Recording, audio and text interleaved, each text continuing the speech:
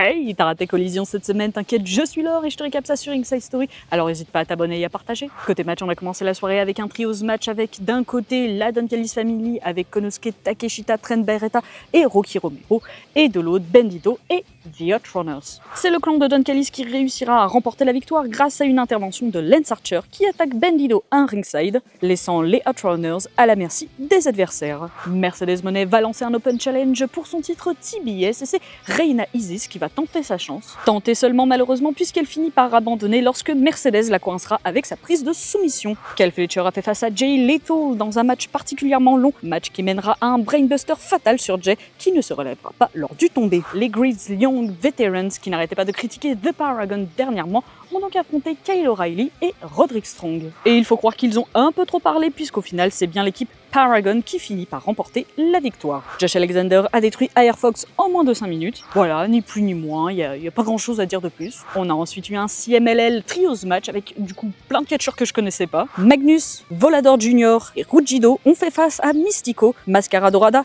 et Templario. Autant dire que c'était un affrontement très chouette qui finira par une victoire de l'équipe de Mystico. Et dans le main event, on a eu le droit à mon clan préféré, et oui, la faction ingobernable. Rouge et Dralistico ont donc affronté Mike Bailey et Commander. Autant dire que c'est sans surprise que ces derniers vont remporter la victoire. Rouge s'étant explosé tout seul la jambe contre l'escalier, ce qui laisse Dralistico à la merci de Commander et Bailey. Juste après le match, Kazuchika Okada monte sur le ring et répond à la main tendue de Speedball par un doigt d'honneur. Donc Mike y réfléchit pas et il l'envoie au tapis. Et enfin, côté promo, on a eu la signature du contrat entre FTR et le duo Daniel Garcia-Nigel McGuinness. Alors évidemment, chacun s'accuse d'avoir trahi l'autre. FTR provoque le commentateur en lui recommandant de reprendre son taf et d'abandonner l'idée de les affronter ce week-end. Et puis bon, ça finit par partir en baston. Voilà, comme d'habitude. Et voilà, tu as tous les moments importants du show. Retrouve plus de récap et plus de contenu sur nos différents réseaux. Et à la prochaine!